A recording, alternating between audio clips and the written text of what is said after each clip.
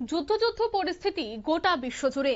এবার তেহরানে বোমা নিক্ষেপের হুমকি দিলেন আমেরিকার প্রেসিডেন্ট ডোনাল্ড ট্রাম্প। তেহরানে ফের বোমা ফেলার হুমকিতে রীতিমতো আন্তর্জাতিক মহলেও কিন্তু শুরু হয়ে গেছে চাপা উত্তেজনা। ইরানকে 22 এপ্রিলের মধ্যে শান্তি চুক্তি করার একদিকে নির্দেশ, ঠিক অন্যদিকে তেহরানকে বোমা ফেলার হুমকি। পাল্টা ট্রাম্পকে মিথ্যাবাদী বলে এবার তোপ দাগলো তেহরান। বিস্তারিত জানবো, টেলিফোন লাইনে যুক্ত হয়ে গেছে প্রতিনিধি সৌম্য মুখোপাধ্যায়। সৌম্য, ঠিক কি জানতে পারছো?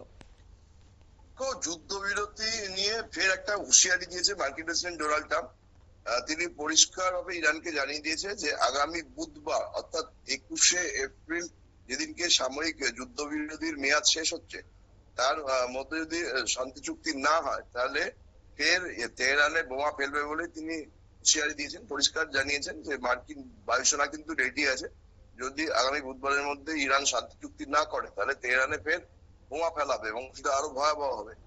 এবং এই বিষয়টি তিনি মার্কিন বায়ুসেনার বিমানে আরিজোনা থেকে ওয়াশিংটন ফিরছিলেন, ফেরার পরে তিনি এই বিষয়টি জানান এবং তিনি পরিষ্কার বলেন যে ইরানের সাথে যুদ্ধের বিষয়টা, এই বিষয়টাকে আমি আর বাড়াতে চাইছি না।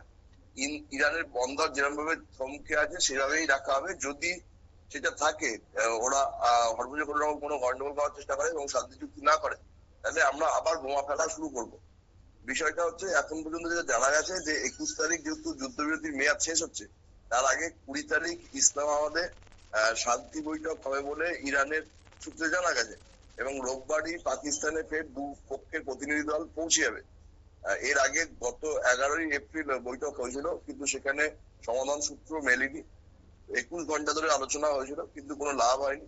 এর নতুন করে দ্বিতীয় শান্তি বৈঠক হতে চলেছে আগামী 20শে এপ্রিল ইসলামাবাদে এবং তার আগে কিন্তু ট্রাম্পের এই হুঁশিয়ারি একটা মনস্তাত্ত্বিক চাপ তৈরির চেষ্টা করে মনে করছে সবাই।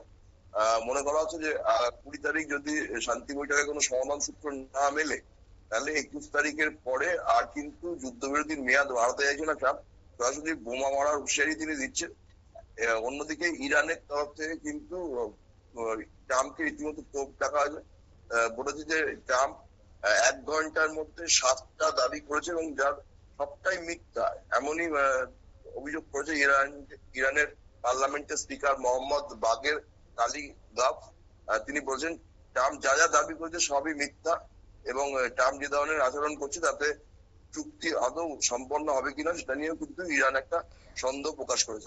এই ধরনের যুক্তি বা এই ধরনের যখন ট্রাম্পের হুঁশিয়ারি বারবার উঠে আসছে, বিশ্বমহলে ট্রাম্পের ভাবমূর্তি কি কোনো অংশে খারাপ হচ্ছে না? দেখো, ভাবমূর্তি সত্যি কথা বলতে গিয়ে ট্রাম্পকে বর্তমানে বিশ্বের কোনো দেশই আর বিশ্বাস করে না। যেটুকু আমেরিকার প্রভাবের জন্য তাদের মেনে চলতে হয় সেই জন্যই তারা সেটা মেনে চলে। তাহলে তুই এর আগেও দেখেছো যে ভেনেজুয়েলায় যখন ট্রাম্প আক্রমণ করেছিল তখনও একটা সমালোচনা হয়েছিল বিশ্ব জুড়ে এবং তারপরে একে একে ট্রাম্প যখন গ্রিনল্যান্ডের দিকে সেনা অভিযান করার চেষ্টা করে তখনও হয়। ইরান যুদ্ধের পর থেকেই ট্রাম্পের অনেক বন্ধু দেশ যার জন্য ট্রাম্পকে রীতিমতো ব্রিটেন, ইতালি সবাইকে আক্রমণ করতে দেখা গেছে। যে ট্রাম্পের এই যুদ্ধ যে অভিযান তাতে কিন্তু ইসরায়েল ছাড়া আর সেভাবে কাউকে এগিয়ে আসতে দেখা যায়নি ট্রাম্পের পাশে। ফলে ট্রাম্প কিন্তু বন্ধু দেশগুলোর বিরুদ্ধে সরব হয়েছে। ফলে এখন কিন্তু ট্রাম্প অনেকটা একাকী বলেই মনে করছে, কারণ ট্রাম্পের পাশে কিন্তু ন্যাটো থেকে আরম্ভ করে রাষ্ট্রসংঘ কেউই নেই। কেউ হয়তো কিছু বলতে পারছে না, কিন্তু ট্রাম্পের সঙ্গেও তারা যে নেই তারা কিন্তু প্রকাশ্যেই বলে দিচ্ছে। ফলে ডোনাল্ড ট্রাম্পের ভাবমূর্তি কিন্তু দ্বিতীয়বার ক্ষমতায় বসার পর থেকে খুব একটা ভালো নেই এবং শুধু দেশের বাইরে নয়, দেশের মধ্যেও কিন্তু ডোনাল্ড ট্রাম্পকে ইমপিচ করার দাবিও উঠেছে। সেখানকার সংবিধান মেনে রাষ্ট্রপতিকে অপসারণের যে নিয়ম, সেই বিষয় নিয়েও কিন্তু ডেমোক্র্যাটদের পাশাপাশি ট্রাম্পের নিজের দলের যারা সাংসদ রিপাবলিকান তারাও কিন্তু এই বিষয়টি নিয়ে বিতর্ক করছে। ফলে ট্রাম্প কিন্তু ঘরে বাইরে ট্রাম্পের ভাবমূর্তি কিন্তু তলানিতেই। এই পরিস্থিতিতে দাঁড়িয়ে ট্রাম্পের কাছে কিন্তু একটা ইগোর লড়াই বিষয় ইরান যুদ্ধটা, সেটা ট্রাম্প শেষ করতে চাইছে যে কোনো মূল্যে। কারণ ট্রাম্প বলেছিল সামান্য বিষয় কদিনের মধ্যে যুদ্ধ মিটিয়ে দেবো, কিন্তু গত 28শে ফেব্রুয়ারি থেকে যুদ্ধ শুরু হওয়ার পর 28শে এপ্রিল হতে চললো, আবার কিন্তু নতুন করে যুদ্ধ শুরুর সম্ভাবনা দেখা দিয়েছে। ফলে ট্রাম্প যদি বুধবারের মধ্যে শান্তি চুক্তি ইরানের সাথে না করতে পারে, ঘরে বাইরে ট্রাম্পের বিপদ বাড়বে। আর সেই জন্যই ট্রাম্প মরিয়া হয়ে পড়ে ইরানকে যে কোনো মূল্যে শান্তি চুক্তিতে রাজি করাতে চাইছে। কিন্তু ট্রাম্পের এই মনোভাব কতটা আদৌ বাস্তবে সত্যি দেখার, কারণ ইরানের তরফ থেকে কিন্তু ট্রাম্পকে রীতিমতো মিথ্যাবাদী বলা হয়েছে। ইরানের পার্লামেন্টের স্পিকার মিথ্যাবাদী বলেছে ট্রাম্পকে। ফলে আগামী দিনে কিন্তু বুধবারের পরে যদি শান্তি চুক্তি না হয়, তাহলে কিন্তু আবার নতুন করে একটা সংঘাতের পরিস্থিতি তৈরি হচ্ছে। একদমই।